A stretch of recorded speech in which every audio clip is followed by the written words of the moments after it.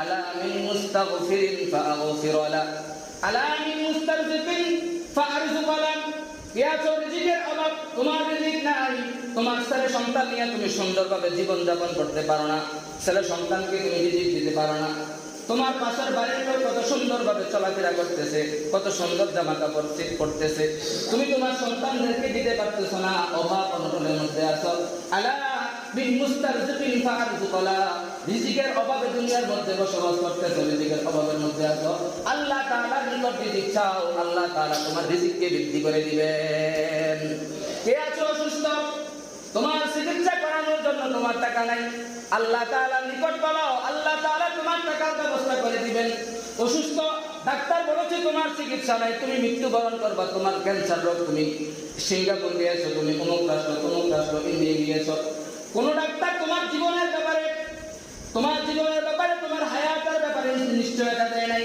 বান্দা শেষ রাত্রে উঠিয়া আল্লাহ তাআলার নিকট তাহাজ্জুদের নামাজ পড়িয়া আল্লাহ তাআলার নিকট বলতে থাকো, ও আল্লাহ, দুনিয়ার কোন ডাক্তার তো আমার হায়াতের নিশ্চয়তা দেয় নাই, আপনি তো ডাক্তারদের ডাক্তার, আপনি আমার ক্ষমতা, আপনি আমার ক্ষমতার মালিক, আপনি অসুস্থতার মালিক, আপনি সুস্থতার মালিক। ও আল্লাহ, আমি অসুস্থ, তোমার নিকট পানা যাচ্ছি, তোমার নিকট সুস্থতার নিয়ামত চাচ্ছি, আল্লাহ আপনি আমাকে সুস্থতার নিয়ামত দান করেন। ফেরেশতা আবার ঘোষণা দিয়েছেন, আলা মিন মুস্তাগফিরিন ফাআগফির লা, কে আছো গুনাহগার, আমি আল্লাহ তাআলার নিকট তওবা করো, আমি আল্লাহ তাআলার নিকট বলতে থাকো, হে আল্লাহ আমি গুনাহ করেছি, আয় আল্লাহ আমার যেদিকে তাকাই সেদিকে গুনাহ, আমার ছোটবেলা থেকে পর্যন্ত বড় হয়ে গিয়েছি শুধু গুনাহ আর গুনাহ, গুনাহ আর গুনাহ, গুনাহ ছাড়া আমি দুনিয়ার মধ্যে চলতে পারি নাই, সমস্ত শুধু গুনাহ কামাই করছি। আল্লাহ আল ফেরেশতা ঘোষণা দিতেছেন, আলা মিন মুস্তাগফিরিন ফাআগফির লা, আল্লাহ তাআলার নিকট বলতে থাকো, আল্লাহ তাআলা তোমার গুনাহকে ক্ষমা করে দিবেন।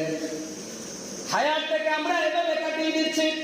আল্লাহ তাআলা বলেছেন, ওমা খালাকতুল জিন্না ওয়াল ইনসা ইল্লা লিয়াবুদুন, মানুষ এবং জিন জাতিকে আল্লাহ তাআলা ইবাদত বندگی করার জন্য বানিয়েছেন, ইবাদত বندگی করার জন্য।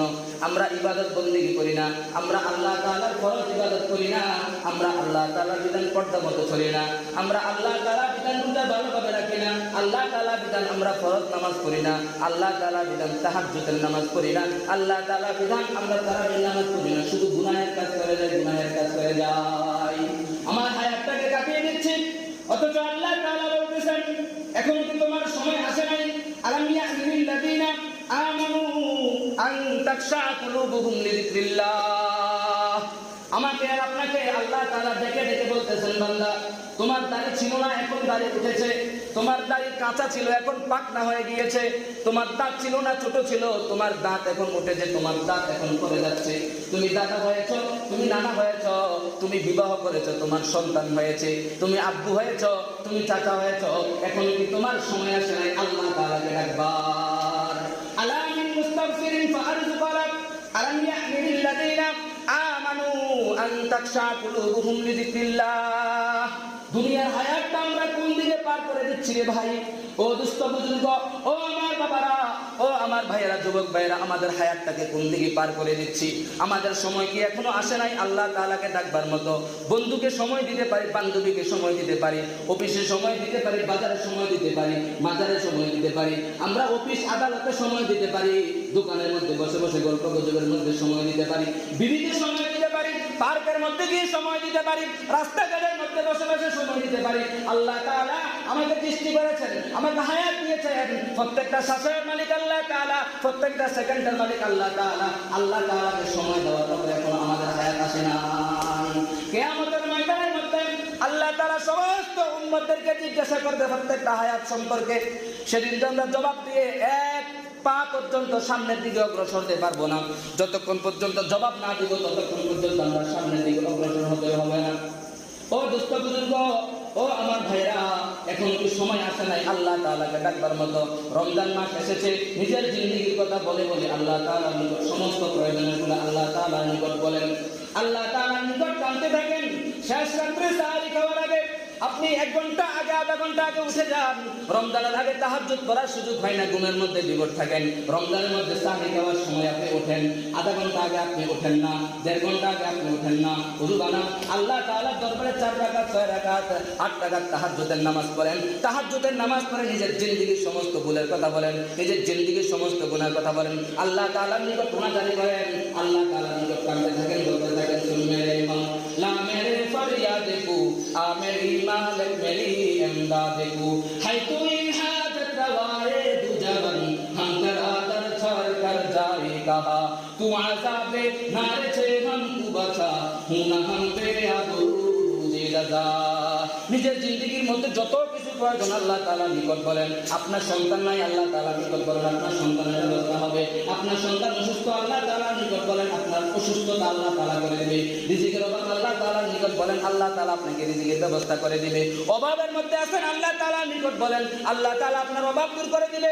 দুনিয়ার মধ্যে যত কিছু সমস্যা আছে আল্লাহ তাআলার নিকট বলতে থাকেন, আল্লাহ তাআলা সমস্ত সমস্যাগুলো তোমাকে সমাধান করে দিবে। এজন্য শেষ রাতে উঠে আল্লাহ তাআলার নিকট বলতে থাকেন। আপনার শত্রু আছে, আল্লাহ তাআলার নিকট বলেন। আপনার বিশ্বাসযোগ্য মনোভাব, আল্লাহ তাআলার নিকট বলেন। আপনার পিছনে লোক লেগে আছে, আল্লাহ তাআলার নিকট বলতে থাকেন। जिधर जाए उधर दुनिया, जिधर देखे उधर दुश्मन, जिधर जाए उधर दुनिया, जिधर देखे उधर दुश्मन, बता मुझको हबीबे मन कहाँ जाओ कहाँ फिरो। আল্লাহর নিকট বলেন আল্লাহ আমি ডান দিকে যাই শত্রু, বাম দিকে যাই শত্রু, পিছনে যাই সামনে যাই, যেদিকে যাই সেদিকে শত্রু, যেদিকে যাই সেদিকে গুনাহ, বাতা মুঝকো হাবিবে মান কাহা যাও কাহা ফিরো। ও আল্লাহ যেদিকে যাই সেদিকে গুনাহ, কোন দিকে যাব, কোন রাস্তাটা বেছে নিলে আপনি আমার দয়াশীল হবেন, আপনি আমাকে সুন্দর একটা রাস্তা দেখাই দেন, সুন্দর একটা রাস্তা বাতলাইয়া দেন।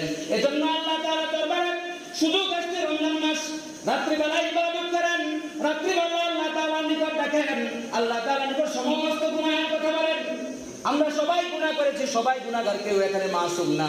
আল্লাহ রাসূল হাদিস শরীফের মধ্যে বলেছেন কুল্লু বানি আদামা খাত্তাউন ওয়া খায়রুল খাত্তাইনা আত-তাওয়াবুন। সমস্ত বনি আদম গুনাহগার, ওই বনি আদম সবচাইতে বেশি প্রিয়, ওই বনি আদম সবচাইতে বেশি ভালো, ওই বনি আদম সবচাইতে বেশি উত্তম, যে বনি আদম গুনাহ করার পরে আল্লাহ তাআলার দরবারে তওবা করে। কুল্লু বানি আদামা খাত্তাউন ওয়া খায়রুল খাত্তাইনা আত-তাওয়াবুন। সবাই গুনাহগার, হুজুর গুনাহগার, আপনি গুনাহগার, আমি গুনাহগার, গায়রে হুজুর গুনাহগার, মেম্বার, চেয়ারম্যান, এমপি, মন্ত্রী যারা আছে সবাই গুনাহগার। ওই গুনাহগার সবচাইতে বেশি ভালো যে গুনাহগার আল্লাহ তাআলার দরবারে তওবা করে। এরপর আল্লাহ তাআলা বলতেছেন খুতবার মধ্যে আমি যে আয়াতটি আপনাদের সামনে পড়েছি, কুল ইয়া ইবাদিয়াল্লাযীনা আসরাফু আলা আনফুসিহিম লা তাকনাতু মির রাহমাতিল্লাহ। আল্লাহ তাআলা আমার আর আপনার নবীকে ডাক দিয়ে বলতেছেন, হে নবী আপনি আপনার উম্মতদেরকে বলে দেন লা তাকনাতু মির রাহমাতিল্লাহ। বান্দা আসমান সমান গুনাহ করেছে, পাহাড় সমান গুনাহ করেছে, জমিন সমান গুনাহ করেছে, এরপরে দিয়ে আপনার সাগর পরিমাণ গুনাহ করেছে, সাগরের ফেনা সন্তান গুনাহ করেছে, গাছের পাতা পরিমাণ গুনাহ করেছে। লা তাকনাতু মির রাহমাতিল্লাহ। আপনি আপনার উম্মতদেরকে বলে দেন তারা যেন আমার রহমত থেকে নিরাশ না হয়। ইন্নাল্লাহ ইয়াগফিরুয যুনুবা জামিআ।